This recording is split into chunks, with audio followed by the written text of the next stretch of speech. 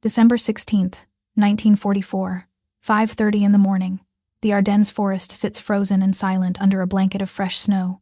First Lieutenant Lyle Buch crouches in his foxhole on Lanzerath Ridge, staring into the darkness. He is 20 years old. Back home in St. Louis, his family is preparing for Christmas.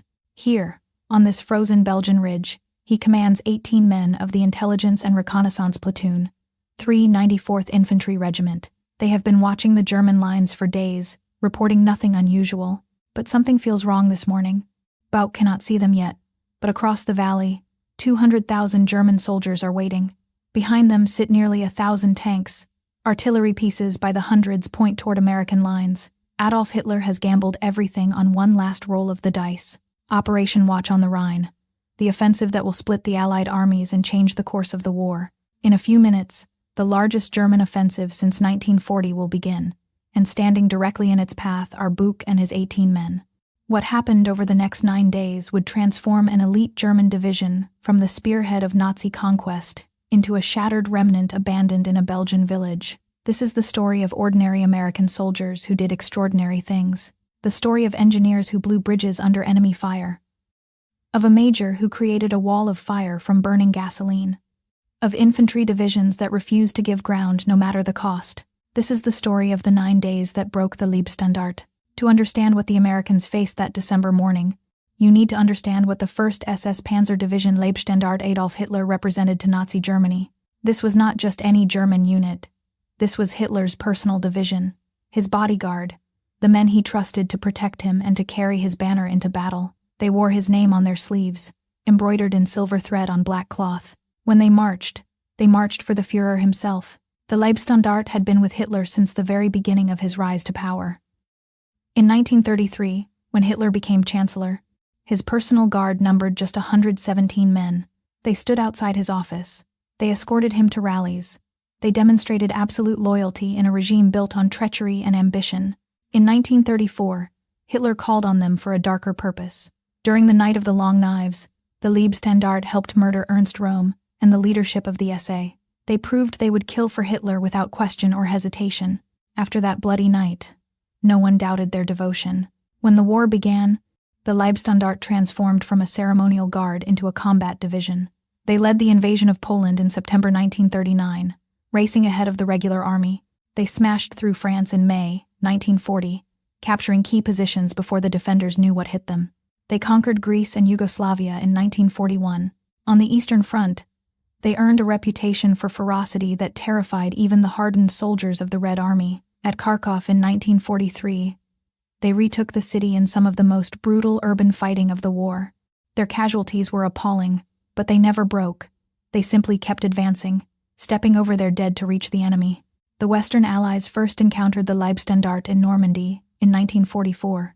The division fought with their customary savagery around Caen and in the Falaise pocket. By the time they retreated from France, they had been badly mauled, but the Nazi regime rebuilt them immediately, giving them priority for replacements and equipment. By December 1944, the division had returned to full strength. They received the best of everything: the newest tanks, the most advanced equipment, the most fanatical volunteers from across the Reich and beyond. When Adolf Hitler needed his finest troops for his last great gamble in the West, he naturally chose the Leibstandarte. The division rolled into the Ardennes with nearly 100 tanks, 50 Panzer IVs, the workhorses of the German armored force, 50 Panthers, with their devastating 75mm high-velocity guns and sloped armor that could deflect most American shells. Supporting them were the massive Tiger, 2 tanks of the 501st Heavy SS Tank Battalion, 42 of the most powerful armored vehicles on any battlefield in the world. Their commander was SS Brigade leader Wilhelm Mohnke, a veteran who had been with Hitler since 1933. Mohnke had commanded the Leibstandarte Panzergrenadier Regiment before taking over the entire division. He was a true believer who would follow Hitler into hell. But the real striking power of the division was concentrated in Kampfgruppe Peiper, the battle group that would lead the assault. This was the tip of the spear, designed to punch through American lines and race to the Meuse River before the Allies could react. Commanding Kampfgruppe Peiper was Lieutenant Colonel Joachim Peiper. He was 29 years old, impossibly young for such a responsibility by American standards, but Peiper had been fighting since 1939. He had served as Heinrich Himmler's personal adjutant, handling the SS leader's most sensitive correspondence. He had won the Knight's Cross for bravery on the Eastern Front, where he led his men through some of the most intense fighting of the war. Peiper was handsome, charismatic, and ruthless. His men worshipped him. He led from the front, sharing their dangers and hardships. He expected perfection and punished failure severely. His soldiers would follow him anywhere. Kampfgruppe Peiper contained 4,800 men and 800 vehicles, tanks, half-tracks, armored cars, artillery, everything needed for a deep penetration attack. They were organized for speed, designed to exploit any breakthrough before the enemy could react. Their mission was simple in concept, impossible in execution: punch through the American lines, reach the Meuse River in 24 hours, capture the bridges at Halle before the Americans could blow them, then drive to Antwerp and cut the Allied armies in half. Hitler believed this offensive would change the war. He believed his elite SS troops would shatter the soft Americans just as they had shattered everyone else. He believed the Leibstandarte would lead Germany to victory one more time. He would be proven catastrophically wrong. At 5:30 on the morning of December 16th, 1,600 German artillery pieces opened fire simultaneously along an 85-mile front. The barrage lasted 90 minutes. American positions disappeared under a storm of high explosives. Telephone lines were cut. Headquarters were demolished. Men who survived the shelling emerged deaf and disoriented. Then the German infantry advanced through the pre-dawn darkness. On Lanzerath Ridge, Lieutenant Bauch watched the shelling with growing alarm. His position overlooked the main road that Kampfgruppe Peiper needed to use. He had requested permission to pull back. Permission was denied. He was told to hold his position and report enemy activity. The ridge was not much to look at. A few foxholes dug into frozen ground, some trees for concealment, a commanding view of the road below and the village of Lanzerath. Bauch had placed his men carefully, creating interlocking fields of fire that would tear apart any infantry assault. At 9:30 that morning, Bauch spotted movement. German paratroopers were advancing through the forest below his position, hundreds of them, moving toward a small American outpost in the village of Lanzerath. Bauch radioed his headquarters. He reported what he was seeing. He was told the Germans he was seeing were probably friendly troops. There were no Germans in that area. Intelligence was certain. Bauch knew what he was seeing. He watched the German paratroopers walk right past his hidden position, heading for the village. He had a choice: open fire and reveal his position to an overwhelming force, or stay hidden and let the Germans take the village unopposed. He stayed hidden and watched. The German paratroopers walked into Lanzerath. Within minutes, they had captured it. The small American outpost there surrendered without a fight. Now Bauch faced an even worse situation. The Germans controlled the village below him. More Germans were moving up the road. His 18 men were alone on a ridge, directly in the path of an entire Panzer Division, with no hope of reinforcement or retreat. He could have surrendered. No one would have blamed him. His position was hopeless. But Lyle Bauch was not the surrendering type. What happened next would delay the entire German offensive and change the course of the Battle of the Bulge. Around noon, the first German attack came up the ridge. The paratroopers advanced in a standard infantry assault, expecting light resistance or none at all. Bauch's men opened fire. Their machine guns and rifles cut into the advancing paratroopers. Men fell screaming in the snow. Others dove for cover, pinned down by fire they had not expected. The Germans fell back, leaving dead and wounded scattered across the slope. They regrouped and attacked again. And again Bauch's men drove them back. The Germans could not understand what was happening. Their intelligence said this ridge was undefended. Yet every time they advanced, murderous fire erupted from hidden positions. The Americans had excellent fields of fire and the advantage of high ground. The paratroopers could not get close enough to assault the foxholes. A third attack came, then a fourth. Each time, the 18 Americans held their ground. Their ammunition was running low. Some men had been wounded, but they kept fighting. By mid-afternoon, the Germans had tried to take the ridge 5 times. Each attack had been thrown back with heavy losses.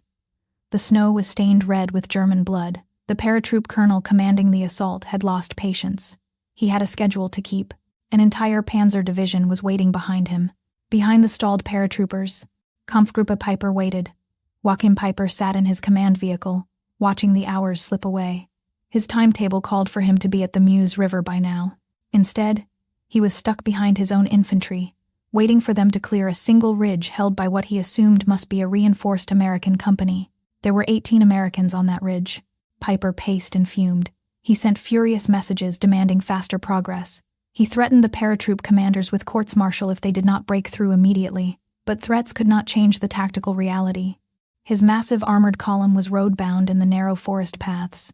He could not bypass the ridge. He could not use his tanks effectively in the dense woodland. He had to wait for the infantry to do their job. As darkness fell, the Germans finally overwhelmed Buch's position. They had brought up mortars and concentrated fire on the American foxholes. One by one, Buch's men were killed or wounded or ran out of ammunition. By nightfall, the survivors were prisoners. But they had held through hours of intense combat, delaying the German advance for almost an entire day. They had inflicted over 90 casualties on the German paratroopers. Most importantly, they had given the Americans behind them precious time to react to the German offensive. When historians later studied the Battle of the Bulge, they concluded that Buch's stand at Lanzerath Ridge was one of the most significant small unit actions of the entire battle. The delay rippled through the German timetable in ways that would prove catastrophic for the Leibstandarte. Kampfgruppe Peiper was supposed to reach the Meuse in 24 hours. Because of 18 men on a frozen ridge, they were already 12 hours behind schedule before they even started moving. The platoon would later become one of the most decorated small units in American military history. 4 Distinguished Service Crosses, 5 Silver Stars, 9 Bronze Stars with V device for valor, but that recognition would not come for decades. In December 1944, Buch's men simply vanished into German prisoner of war camps, and the chaos of battle erased their sacrifice from official records. By the time Kampfgruppe Peiper finally began moving on the morning of December 17th, word of the German offensive had spread throughout the American command structure. Reserves were being mobilized. Reinforcements were on their way. The element of surprise, so crucial to Hitler's plan, was beginning to evaporate, but Peiper was still dangerous.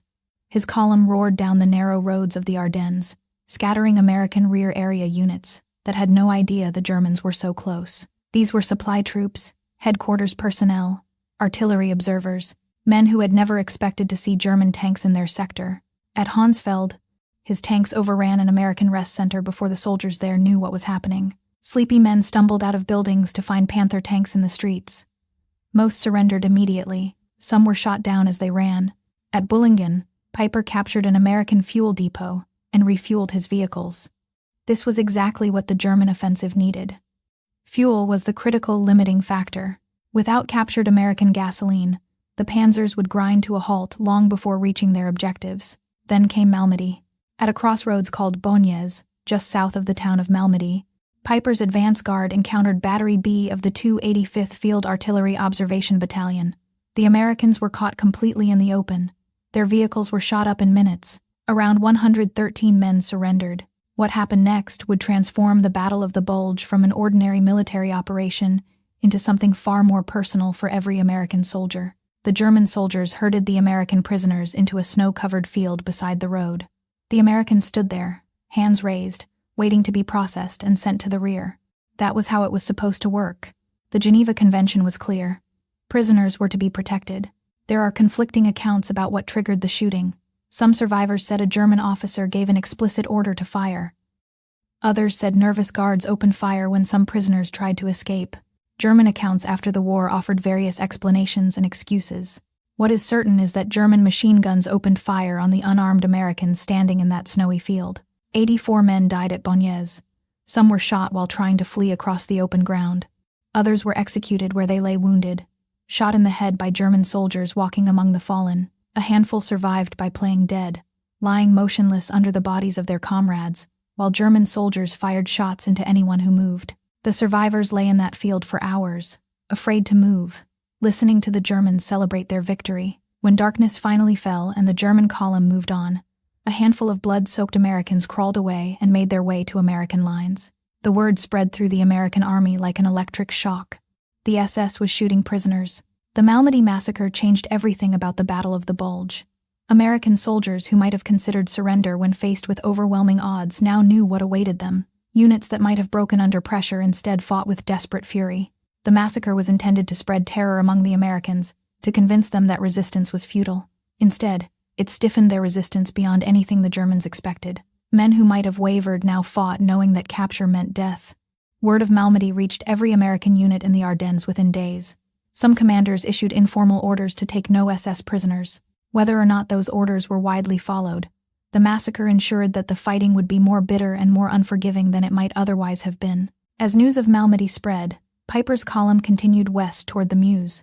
By the evening of December 17th, his advance elements reached the town of Stavelot. The bridge over the Amblève River was intact. Beyond it lay open roads to the Meuse and the ultimate objectives of the offensive. Peiper had covered a remarkable amount of ground considering the delays at Lanzerath and the resistance he had encountered. His column stretched for miles along the narrow forest roads. His tanks were running low on fuel despite the capture at Bullingen. His men were exhausted from continuous movement and combat. Peiper made a fateful decision. His men needed rest. It was dark, and night operations in unfamiliar territory were dangerous. He had reports of American forces ahead. Though he did not know their strength, he decided to wait until dawn to attack Stavelot. That single night would doom his entire mission. While Peiper's men rested in their vehicles, American reinforcements raced toward Stavelot through the freezing darkness. The 30th Infantry Division, nicknamed Old Hickory, had been in reserve near Aachen, resting and refitting after months of hard fighting. They received orders to move south immediately. Every available truck was pressed into service. Through the night, their convoys crawled along icy roads toward the battle. Men who had expected a quiet Christmas found themselves rushing toward the sound of guns. They did not know exactly what they would face. They only knew the Germans had broken through and every man was needed. By dawn on December 18th, the first elements of the 30th Division reached Stavelot. They were barely in position, still organizing their defenses, when Peiper's tanks attacked. The fighting was savage. German tanks and American infantry fought house to house through the narrow streets of the Belgian town. Stone buildings that had stood for centuries became fortresses and death traps. Tank shells punched through walls. Machine gun fire raked windows and doorways. Peiper's men captured the bridge over the Amblève River intact, a crucial victory. But they could not secure the town itself. American infantry clung to buildings on the western side of Stavelot, refusing to be driven out. Every time the Germans cleared a street, American soldiers infiltrated back. Behind Peiper's advance, American troops cut the road. The same narrow forest paths that channeled Peiper's advance now became a trap. His supply line was severed. The ammunition and fuel he desperately needed could not reach him. West of Stavelot, American engineers were preparing a desperate defense that would shape the entire battle. The 51st Engineer Combat Battalion had orders to hold the bridges over the Somme River at Trois-Ponts. If those bridges fell into German hands, Peiper would have a clear road to the Meuse River. Engineers are not assault troops. Their job is building and demolition, not frontline combat. But in the chaos of the German offensive, engineers found themselves fighting as infantry. The men at Trois-Ponts knew their mission: hold until the bridges could be destroyed, then blow them in the enemy's face. At 11:30 on the morning of December 18th, German tanks appeared on the road to Trois-Ponts. Peiper's advance guard was probing for a way across the river. The lead Panther tank rolled toward the bridge. The engineers waited. They had wired the bridge with demolition charges. The detonator was ready, but they needed to time it perfectly. Too early, and the Germans might find another crossing. Too late, and the tanks would be across before the charges could blow. The Panther rolled onto the bridge. Behind it, more German vehicles were visible on the road. The engineer officer made his decision. He pressed the detonator. The explosion was enormous. The bridge span collapsed into the icy Somme River, carrying the Panther with it. Chunks of concrete and steel rained down. When the smoke cleared, there was nothing but a gap where the bridge had been. Peiper watched the bridge fall. His planned route to the Meuse was gone. He would have to find another way west. He turned north, looking for another crossing. But the engineers were everywhere. Every bridge Peiper approached seemed to explode just as his tanks reached it. The 291st Engineer Combat Battalion had been methodically destroying every crossing point, denying Peiper the infrastructure he needed to advance. These were not elite combat soldiers. These were construction workers in uniform, men who had trained to build bridges and roads, not to fight tank battles. But when the crisis came, they became warriors. They held positions they were never meant to hold. They blew bridges while German tanks fired at them. They bought time with their lives. The story of the engineers in those December days deserves its own telling. Small groups of men, often without support or reinforcement, standing in the path of armored columns and refusing to break. When one bridge blew, they raced to the next. When one position fell, they established another. They were the sand in the gears of Peiper's magnificent machine. The Americans were fighting a brilliant delaying action. They did not have the strength to stop Peiper's panzers in a stand-up fight. But they did not need to. They only needed to slow him down, to buy time for reinforcements to arrive, to bleed away his strength one skirmish at a time. North of Stavelot, Peiper's route took him toward something that could have changed everything. A massive American fuel depot sat near the village of Francorchamps. Over 1 million gallons of gasoline in drums and storage tanks. Enough fuel to keep Peiper's offensive going indefinitely. Enough to take him all the way to Antwerp. If Peiper captured that depot, the entire calculus of the battle would change. His panzers would have unlimited range. He could bypass obstacles and keep pressing west. The American defense might collapse under the weight of his armored thrust. The depot was guarded by Belgian soldiers and American service personnel. When word came that German tanks were approaching, Major Paul Solis, of the 526th Armored Infantry Battalion, made a split-second decision that would shape the entire battle. He could not evacuate over 1 million gallons of gasoline. There were not enough trucks, and there was not enough time. He could not defend the depot against tanks with the handful of troops available. The Germans would roll right over them, but he could deny the fuel to the enemy. Solis ordered his men to roll fuel drums into the road leading to the depot. Then they punctured the drums and set them on fire. A wall of flame erupted across Peiper's route. 124,000 gallons of American gasoline burned in a barrier that no tank could cross. The flames rose 30 feet in the air. The heat was intense enough to feel hundreds of yards away. Black smoke billowed into the winter sky. Behind that wall of fire, Solis and his men continued to destroy fuel. If they could not use it and they could not save it, they would make sure the Germans could not have it either. The closest Peiper ever came to the fuel that might have taken him to the Meuse was watching it burn from half a mile away. He sat in his command vehicle, watching over 1 million gallons of gasoline that could have saved his offensive go up in flames. The decision to burn that fuel was made in seconds. There was no time to consult higher headquarters, no time to weigh options or calculate probabilities. Solis saw tanks coming and knew what he had to do. He made a choice that would ripple through the entire battle. That is how wars are really won, not in the grand strategies of generals or the movements of army groups, in the split-second decisions of men like Paul Solis, who saw a problem and solved it with whatever was at hand. He had gasoline and matches. He used them. By December 19th, Kampfgruppe Peiper had reached the village of Trois-Ponts. Here, at last, Peiper ran into the full strength of the American defense. The 119th Infantry Regiment of the 30th Division had dug in around Trois-Ponts. These were veteran troops who had fought through France and into Germany. They knew their business. They had prepared positions in the stone buildings and on the surrounding heights. They had fields of fire planned for every approach. Supporting the infantry were tanks of the 740th Tank Battalion. American Shermans were individually no match for German Panthers or Tigers. They were lighter, less armored, with weaker guns, but they were there in numbers, and their crews knew how to use the terrain. The Americans also had artillery. Batteries of 105mm and 155mm howitzers were registered on every approach to Trois-Ponts. When the weather cleared, they would have air support as well. P-47, Thunderbolts loaded with bombs and rockets were waiting at airfields just behind the lines, and every man in the 119th Infantry had heard about Malmedy. The battle for Trois-Ponts raged for several days. German and American tanks dueled at point-blank range in the narrow streets. Infantry fought from house to house, room to room, sometimes hand to hand. The Americans gave ground slowly, making the Germans pay for every building with blood. Peiper threw everything he had at Trois-Ponts. His Tigers and Panthers should have crushed the American Shermans. In open terrain, they would have, but in the close quarters of a village fight, the advantages of German armor were neutralized. The ranges were too short for the German guns to matter.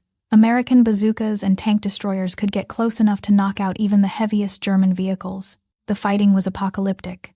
Buildings burned. Bodies lay frozen in the streets. The crack of tank guns and the chatter of machine guns echoed off stone walls. Neither side asked for quarter, and neither side gave it. By December 20th, Peiper knew he was in trouble. His fuel was almost gone. His ammunition was running low. American forces were closing in from 3 sides. He was cut off from the rest of the division, with no prospect of relief. His elite Kampfgruppe was bleeding to death in the ruins of a Belgian village. He ordered his men to fall back to the village of Gleize, where he hoped to establish a defensive perimeter until relief arrived. Relief would never come. While Peiper fought at Trois-Ponts, the rest of the 1st SS Panzer Division was struggling to break through to him. American resistance had stiffened everywhere along the front. The initial shock of the German offensive had worn off. Now the Americans were fighting back with fury. The 82nd Airborne Division had moved into the line north of Peiper, blocking German attempts to widen the breakthrough. These were paratroopers, some of the toughest soldiers in the American army. They had jumped into Normandy and Holland. They were not intimidated by SS Panzer divisions. Artillery pounded every German movement. American observation planes spotted German columns on the roads and called in devastating fire. The clear weather that finally came after days of fog and snow was a death sentence for any German vehicle caught in the open.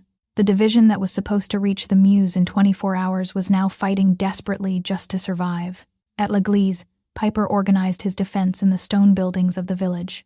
He had perhaps 800 combat-effective soldiers left from his original 4,800. The rest were dead, wounded, captured, or scattered across 30 miles of Belgian forest. His tanks were nearly out of fuel and ammunition. American forces surrounded Gleize completely by December 21st. Artillery fire rained down on the village around the clock.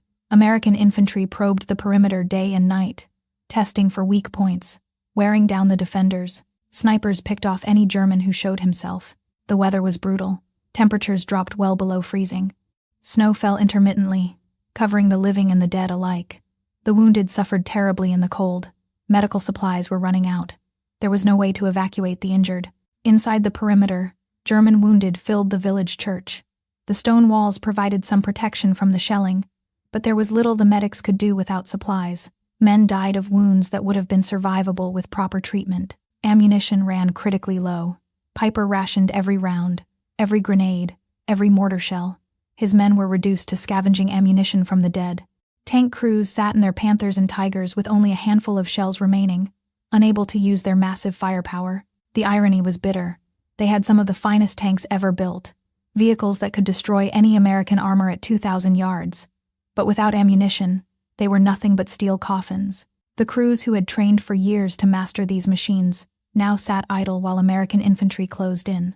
Some of the men had fought on the Eastern Front against the Soviets. They knew what it meant to be surrounded.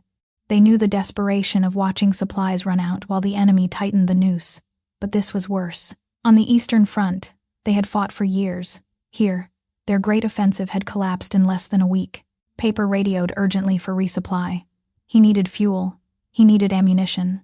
He needed medical supplies. Division headquarters promised airdrops. The Luftwaffe would save them. On December 22nd, the Luftwaffe attempted an airdrop. German transport planes flew over Gleize and dropped supply containers. It was a desperate gamble. The drop zone was small, surrounded by American positions. The pilots were inexperienced in precision dropping. American anti-aircraft fire filled the sky. The men of Kampfgruppe Peiper watched the sky with fading hope. They heard the engines of the transport planes. They saw the parachutes blossoming above them. For a moment, it seemed like salvation was at hand. Then the wind caught the containers and carried them away from the German positions. Parachute after parachute drifted over American lines. 90% of the supplies fell into American hands.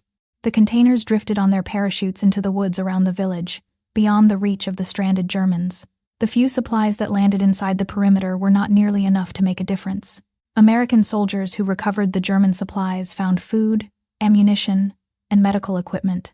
Supplies that Peiper's wounded critically needed were now being used against them. The Luftwaffe airdrop became one more bitter joke in a campaign full of them.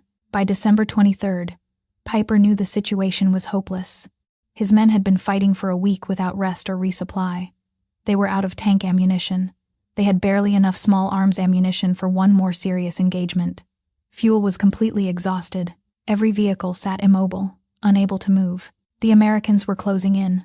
Their attacks were growing stronger as reinforcements arrived. It was only a matter of time before they overwhelmed the depleted German garrison.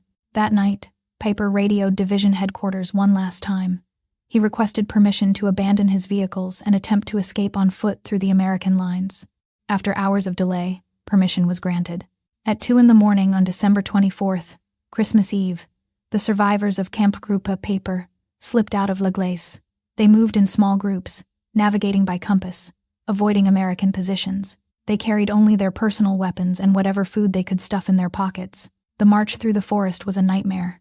Men who had been fighting for a week without sleep stumbled through frozen woods in darkness. Some collapsed and had to be carried. Others wandered off and were never seen again. The cold was brutal. Men who fell asleep would never wake up. They crossed American lines by luck and stealth. Some groups blundered into American positions and were captured. Others found gaps in the defenses and slipped through. Peiper himself led one of the groups, refusing to abandon his men even in defeat. Behind them, they left everything they could not carry. The tanks that had been the terror of Europe sat silent in the snow. The half-tracks and armored cars that had carried them through so many battles were abandoned like dead animals. The pride of the SS Panzer Force became trophies for American photographers. American troops entering Gleize on Christmas morning found a graveyard of German armor. 135 vehicles sat abandoned in the streets and fields around the village. 6 Tiger, 2 tanks, the most powerful armored vehicles in the German arsenal, 13 Panthers, 7 Panzer IVs, half-tracks and armored cars and trucks by the dozen, all out of fuel, all left behind. One of those Tiger II tanks still sits in Gleize today. Tank number 213 was purchased by the village after the war, reportedly for a bottle of cognac.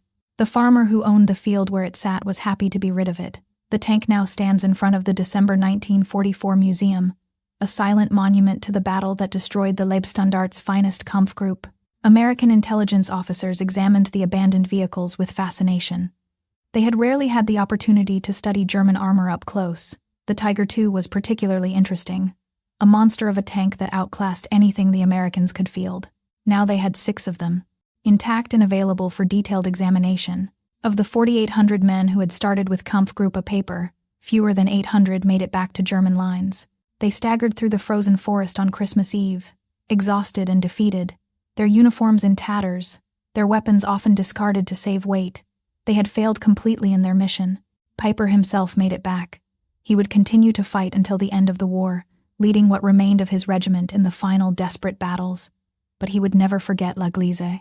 He would never forget watching his elite battle group bleed to death in those Belgian forests. But the destruction of the 1st SS Panzer Division was not yet complete.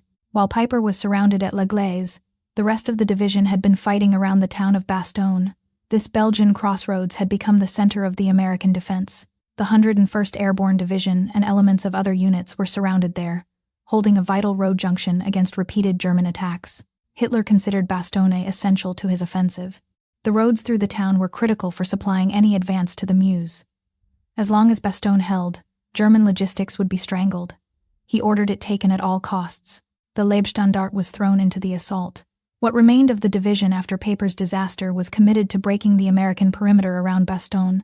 On December 29th, elements of the division attacked American positions east of Bastogne. The fighting was as brutal as anything on the Western Front. German and American soldiers fought in frozen forests and snow-covered fields, neither side giving ground willingly. At the village of Villers-le-Bon-Eau on December 30th, the Germans overran an American position. The defenders were elements of the 35th Infantry Division, troops who had been fighting since Normandy, now facing battle-hardened SS veterans. The fighting was savage. Of 169 American defenders, only 1 escaped to tell what happened. The rest were killed or captured in some of the most intense close combat of the battle. But these local successes could not change the strategic situation. American reinforcements poured into the Ardennes from every direction. Patton's Third Army had broken through to Bastogne on December 26th, ending the siege. The road to the town was open, and supplies and reinforcements flowed in constantly. The weather cleared in late December, allowing American aircraft to devastate German columns caught on the open roads. P-47 Thunderbolts and P-51 Mustangs ranged across the battlefield, bombing and strafing anything that moved. German tanks that had seemed invincible on the ground were helpless against rockets and bombs from above. By January 1st, 1945, the 1st SS Panzer Division Leibstandarte Adolf Hitler had ceased to exist as an effective fighting force. Battalions that should have numbered 800 men were down to 80 or 100. Tank companies reported 2 or 3 operational vehicles instead of 17. The survivors were exhausted, frostbitten, and demoralized. The fighting around Bastogne continued for days. On January 10th, the division launched what would be its final major attack. This was Hitler's direct order: take Bastogne or die trying. The Leibstandarte attacked. American artillery from 3 divisions concentrated on the advancing Germans. Hundreds of guns fired simultaneously, dropping a curtain of steel on the attacking troops. The barrage was devastating. German soldiers who survived described it as the most intense shelling they had ever experienced. The attack collapsed before it reached the American lines. Men who had faced Soviet artillery on the Eastern Front, who had survived the hell of Kursk and Kharkov, broke and ran under the weight of American firepower. Adolf Hitler, watching the failure of his great offensive from his headquarters far from the front, reacted with characteristic fury. He blamed everyone but himself. He blamed his generals for timidity. He blamed his soldiers for weakness. He blamed his SS divisions, his personal guard, his chosen warriors, for lacking the will to win. The failure of the Ardennes offensive was Hitler's failure. He had conceived it. He had insisted on it, against the advice of his generals. He had committed resources Germany could not afford to lose on a gamble that was always doomed. But Hitler never accepted responsibility for anything. The fault must lie elsewhere. His SS divisions had failed him. The Leibstandarte, his bodyguard, the men who wore his name, had been stopped by ordinary American soldiers. This was intolerable. Someone must be punished. The Leibstandarte was pulled out of the Ardennes in mid-January 1945. Barely 1,500 combat-effective soldiers remained of the 16,000 who had started the offensive. Most of their tanks were destroyed or abandoned. Their supporting units were shattered. They were sent to Hungary for Operation Spring Awakening, another doomed offensive designed to protect the last oil fields available to the Third Reich. Hitler still believed in the offensive spirit. He still thought one more attack would turn the tide. Spring Awakening failed as completely as the Ardennes offensive. The Soviets had grown too strong. They had more men, more tanks, more guns, more aircraft. The Leibstandarte that had conquered nations now could barely hold a defensive line. It was after Spring Awakening collapsed in March 1945 that Hitler ordered a punishment that shocked even the hardened veterans of the Waffen-SS. The Leibstandarte and 3 other SS divisions were ordered to remove their cuff titles. These were the embroidered bands worn on the left sleeve that identified each division by name. For the Leibstandarte, the cuff title bore the words Adolf Hitler in silver thread.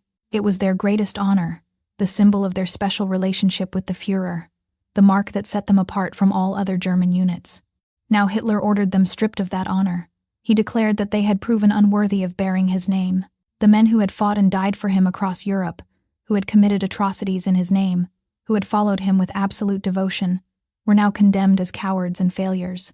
Sepp Dietrich, commander of the 6th SS Panzer Army and a man who had been with Hitler since the earliest days of the Nazi movement, reportedly refused to transmit the order. According to legend, he sent an orderly to collect decorations and medals from his troops with a chamber pot to return them to Hitler with an obscene message. Whether the story is true or not, it reflects the shock that ran through the SS at Hitler's betrayal. These men had given everything for him. They had committed crimes that would haunt them for the rest of their lives. And now he dismissed them as worthless. The order was never actually carried out. The chaos of the crumbling front made such administrative matters impossible. But the symbolism was devastating. Hitler had abandoned his favorite division. By April, they were retreating through Austria, fighting rear-guard actions against the advancing Red Army. The men who had once marched triumphantly through Paris now stumbled along muddy roads, their vehicles gone, their heavy weapons abandoned, just trying to survive long enough to surrender to the Americans instead of the Soviets. When Vienna fell in April 1945, the 1st SS Panzer Division Leibstandarte Adolf Hitler had fewer than 1,600 men and 16 operational tanks, remaining from a full-strength division of over 16,000 men and over 100 tanks. On May 8, 1945, what was left of the division surrendered to American forces near the Austrian town of Steyr. The men who had once been the spearhead of Nazi conquest shuffled into prisoner-of-war camps, their black uniforms in tatters, their cuff titles long since discarded or hidden. Many would face war crimes trials for Malmedy and other atrocities committed during the war. The massacre at that Belgian crossroads would not be forgotten. Joachim Peiper himself was sentenced to death by the American military tribunal at Dachau in 1946. The evidence against him was overwhelming. Survivors testified. Documents proved his command responsibility. The tribunal found him guilty of war crimes and condemned him to hang. The sentence was later commuted amid controversy. American investigators had used harsh interrogation methods to obtain confessions from German prisoners. Defense attorneys argued that the convictions were tainted. In the atmosphere of the early Cold War, with Germany becoming an ally against the Soviet Union, there was pressure to move on from wartime scores. Peiper was released from prison in 1956. He had served 11 years. He initially worked in Germany, then moved to France in 1972, settling in a small village in the east of the country. He worked as a translator for a German publishing house, keeping a low profile, avoiding publicity, trying to live out his days in peace. In 1976, someone discovered his identity and his past. French resistance veterans learned that the SS officer responsible for massacres in France and Belgium was living among them. Anonymous threats began arriving at his house. His neighbors shunned him. On July 14th of that year, Bastille Day, his house was firebombed in the middle of the night. Joachim Peiper died in the fire. He was 61 years old. The perpetrators were never identified or brought to justice. The survivors of Buch's platoon at Lanzerath Ridge had a different fate. They were liberated from German prisoner of war camps in April 1945. They returned home to a country that barely knew what they had done. The confusion of the first days of the Battle of the Bulge meant that few commanders even knew what had happened on that frozen ridge. Official records were incomplete or contradictory. For decades, their role in stopping the German offensive went unrecognized. They were ordinary soldiers who had done their duty. They came home, started families, built careers. They rarely spoke about the war. When they did, they spoke modestly, as veterans often do. It was not until 1981, after years of advocacy by survivors and military historians, that the platoon received proper recognition. Researchers had pieced together what had happened at Lanzerath. They had interviewed survivors on both sides. They had reconstructed the timeline and understood the significance of the delay. Every member of the platoon was decorated, making them one of the most honored small units in American military history. 4 men received the Distinguished Service Cross, second only to the Medal of Honor. 5 received the Silver Star. 9 received the Bronze Star with V device for valor. Lyle Buch himself was awarded the Distinguished Service Cross for his leadership that day. He accepted the honor with characteristic humility. He returned to civilian life after the war, became a chiropractor in St. Louis, raised a family. When asked about the battle, he deflected credit to his men, saying they were the ones who held the line. Buch never sought fame or recognition. He had done what any officer would do. He had led his men. He had held his position. The fact that holding that position changed the course of a battle was, to him, simply the fortunes of war. He was uncomfortable with the idea of being called a hero, but his men knew what he had done. They knew that when the easy choice was surrender, Buch chose to fight. They knew that his leadership held them together when every instinct screamed to run. They remembered him standing in his foxhole, calmly directing fire, as if they were on a training exercise instead of facing 500 screaming paratroopers. Buch lived until December 2, 2016. He died at the age of 92, just 2 weeks before the 72nd anniversary of the battle that made him famous. Every year until his death, survivors of the platoon gathered at Lanzerath to remember what had happened on that frozen ridge. Fewer came each year as age claimed them. But they never forgot. The Tiger II tank still stands in the Gleize. Tourists photograph it year-round. School children visit on field trips to learn about the war. Veterans and their families make pilgrimages to see the silent monument to the battle. Most visitors do not fully understand what they are looking at. They see a massive tank, impressive in its size and mechanical menace. They read the plaques explaining what happened in December 1944, but they cannot truly grasp the significance. That tank represents the end of an era, the death of the belief that elite soldiers and superior weapons could overcome determination and courage. The moment when Hitler's invincible bodyguard division discovered that ordinary Americans, fighting on frozen ground with rifles and guts and improvised tactics, could break them. The 9 days from December 16th to December 24th, 1944, were not the largest battles of the war. They were not the most strategically significant. The ultimate failure of the Ardennes offensive was determined by many factors beyond what happened to the Leibstandarte. But they were the moment when Germany's finest division met its end in the snowy forests of Belgium. Stopped by 18 men on a ridge who should have retreated and chose to fight. Blocked by engineers who blew bridges under enemy fire. Burned by a supply officer who created a wall of fire from gasoline cans rather than let the enemy have the fuel. Surrounded by infantry divisions that refused to give ground no matter the cost. Destroyed by the accumulated weight of 1,000 small acts of courage and defiance and desperate improvisation. That is how elite divisions die, not in one great catastrophe, but in 1,000 small defeats. Each one inflicted by ordinary soldiers doing extraordinary things. Each one buying time that could never be recovered. Each one bleeding away strength that could never be replaced. The men who stopped the Leibstandarte did not know they were making history. Lieutenant Buch thought he had failed when his platoon was captured. The engineers at Trois-Ponts did not know they were changing the course of a campaign when they blew that bridge. The officers who ordered the fuel burned were just trying to deny resources to the enemy with whatever means they had available. They knew only that they had a job to do, and they did it. That is the lesson of those 9 December days in 1944. If you found this story compelling, please take a moment to like this video. It helps us share more forgotten stories from the Second World War. Subscribe to stay connected with these untold histories. Each one matters. Each one deserves to be remembered, and we would love to hear from you. Leave a comment below telling us where you are watching from. Our community spans from Texas to Tasmania, from veterans to history enthusiasts. You are part of something special here. Thank you for watching, and thank you for keeping these stories alive.